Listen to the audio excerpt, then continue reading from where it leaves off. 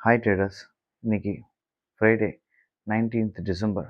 Nifty gap up open கிட்டத்தட்ட 26,000 touch பண்ணிடுச்சு.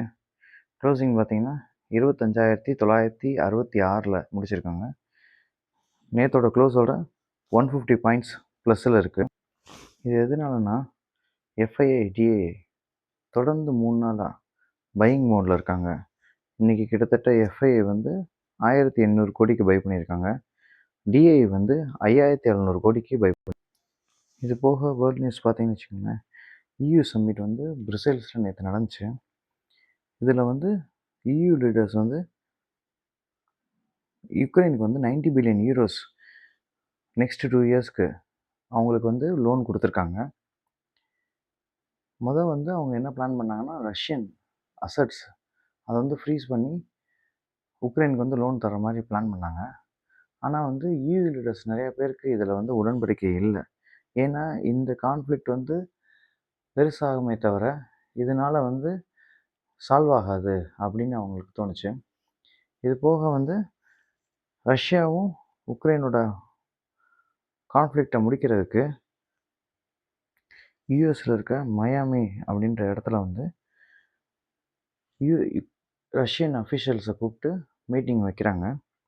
இதில் வந்து மோஸ்ட் ப்ராபப்லி டீல் வந்து சைன் ஆகும் அப்படின்ற எதிர்பார்ப்பு இருக்குது. இப்போ கரண்ட்டாக எஸ்ஜிஎக்ஸ் வந்து 160 பாயிண்ட்ஸ் ப்ளஸில் இருக்குது. இது போக tau Jones, Nasdaq, tax, Nikkei எல்லாமே வந்து பாசிட்டிவில் இருக்குது. எஸ்பெஷலி எஸ்ஜிஎக்ஸ் வந்து 150 பாயிண்ட்ஸ் ப்ளஸில் இருக்கிறதுக்கு மெயின் காரணம் வந்து ஏடிஆர். ஆக்சுவலி ஏடிஆர்ன்றது அமெரிக்கன் டெபாசிட்டரி ரெசிப்ட்ஸ். இது என்னன்னா, இந்தியன் கம்பெனிஸ் வந்து அவங்க ஊர் ஸ்டாக் எக்ஸ்சேஞ்சில் வந்து அவங்க யூஎஸ் இன்வெஸ்டர்ஸ் வந்து இதில் ட்ரேட் பண்ணுவாங்க. அது எல்லாமே பார்த்தீங்கன்னா, இன்ஃபோசிஸ் வந்து 6% அப்சைடில் இருக்கான், Wipro 7%, ICICI bank almost 1%, HDFC பார்த்தீங்கன்னா 2%. இதனால தான் வந்து இப்போ எஸ்ஜிஎக்ஸ் வந்து 150 பாயிண்ட்ஸ் ப்ளஸ்ஸு. இது போக இந்தியன் கவர்மெண்ட் வந்து நிறையா ஸ்டெப்ஸ் எடுத்துகிட்ருக்காங்க. ஆக்சுவலி வந்து நியூக்ளியர் பில் வந்து பாஸ் பண்ணியிருக்காங்க லோக்சபாலையும் ராஜ்யசபாலையும். இது என்ன ஆகும்னா, நியூக்ளியர் சைட்ஸில் வந்து ப்ரைவேட்டோட இன்வெஸ்ட்மெண்ட் வந்து ஜாஸ்தியாகும்.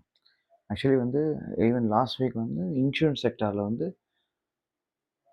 எஃப்டிஐ ஃபாரின் டைரக்ட் இன்வெஸ்ட்மெண்ட் அவங்க வந்து 100% வந்து இன்வெஸ்ட் பண்ணிக்கலாம் அப்படின்னு இருந்துச்சு. இப்போ வந்து இந்தியன் கவர்மெண்ட் வந்து ஸ்டெப்ஸ் எடுக்கிறாங்க. எவ்வளோக்குள்ளோ வந்து ஃபாரின் இன்வெஸ்ட்மெண்ட்டை இந்தியா பக்கம் அட்ராக்ட் பண்ணுறதுக்கான ஸ்டெப்ஸ் எடுக்கிறனால தான் இன்னும் வந்து நம்ம மார்க்கெட் வந்து கீழே போகாமல் சஸ்டெயின் ஆகிட்டே இருக்குது. ஸோ இதோட தாக்கம் மண்டே தெரியும். மேபி மண்டே ஒரு கேப் அப்க்கு எதிர்பார்க்கலாம். So let's hope for the best. Thanks.